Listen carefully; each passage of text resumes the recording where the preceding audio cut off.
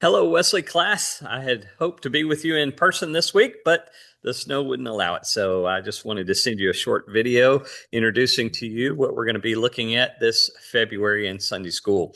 The title of what we're studying is Living Wisely and Faithfully in Community, Practical Holiness. John Wesley believed in a holiness that is practical. In other words, that in practical ways, our holiness should have an impact on our lives and on the lives of those around us. And so we're going to talk about that by using the books of Proverbs and James. Proverbs is one of those Old Testament books of wisdom. And James, the author of the book of James, used Proverbs quite a bit to formulate what he has written in the book of James. And so we're going to look at how it is that we can live wisely and faithfully. You'll see a couple of video links in this email. One is to an introduction to the book of Proverbs, and the other is to an introductory book of James. And so those are produced by the Bible Project. They're wonderful videos. They're very short, but it'll give you a great introduction to these two books of the Bible. I like the Proverbs because it's kind of right at you. It kind of hits you right in the face.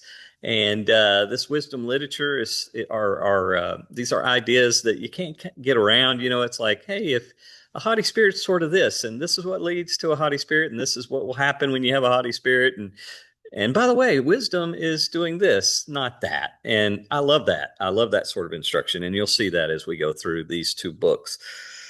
So today I want to talk to you about the beginning of wisdom, which is listening to God. And we're going to look at two scriptures, one out of Proverbs, Proverbs 1 through 7, and the other out of James 1:19 through 27. We're just going to read them real quickly, and we're going to talk very briefly about the fact that the beginning of wisdom is listening to God. Listen to these words from Proverbs 1 through 7.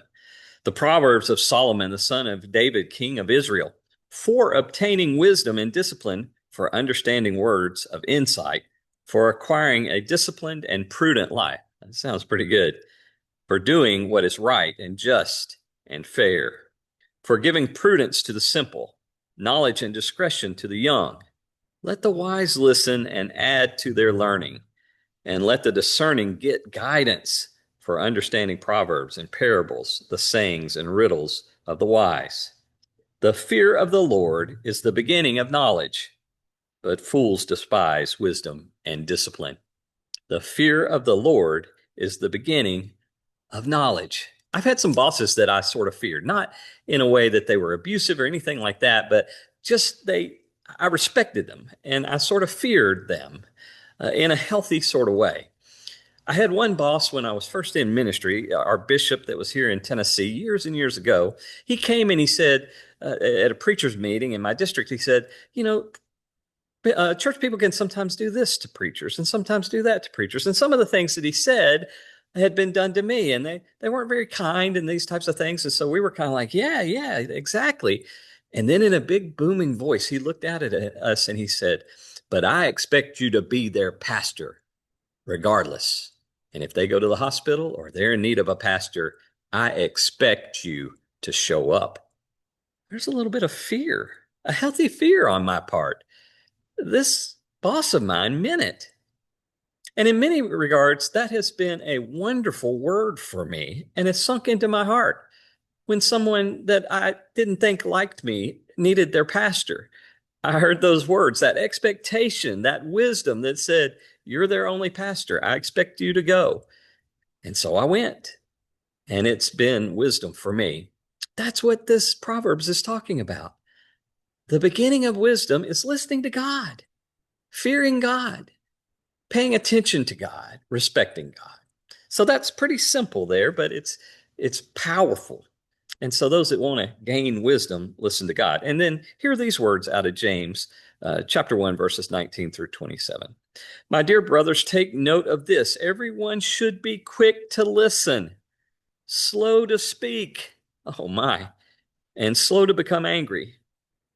For a man or woman's anger does not bring about the righteous life that God desires. Boy, do we need to hear that today. Therefore, get rid of all moral filth and evil that is so prevalent, and humbly accept the word that is planted in you, which can save you. Do not merely listen to the word and so deceive yourself. but do what it says.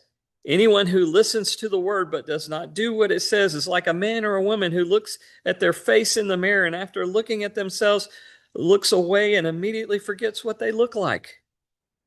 But the man or woman who looks intently into the perfect law that gives freedom and continues to do this, not forgetting what he or she has heard, but doing it, that person will be blessed in what he or she does. If anyone considers himself or herself religious, yet does not keep a tight rein on their tongue, oh gosh,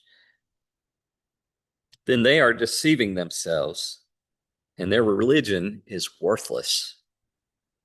Religion that God, our Father, accepts as pure and faultless is this: to look after the orphans and widows in distress and to keep oneself from being polluted by the world. You see what I mean about that straightforward sort of right between the eyes wisdom, instruction? It's healthy, it's good. It's why I love James and I love Proverbs. It's what I need to hear. Proverbs says the fear of the Lord is the beginning of wisdom. James says, accept that word that's been firmly implanted in you. Jesus died that that word might be planted in our hearts and witnessed by the power of the Holy Spirit. Now listen to the word. Pay attention to the word, for that word is salvation. The beginning of wisdom is listening to God. I look forward to being with you next week in person. I'm going to pray for warm weather, and I hope you'll do the same. God bless.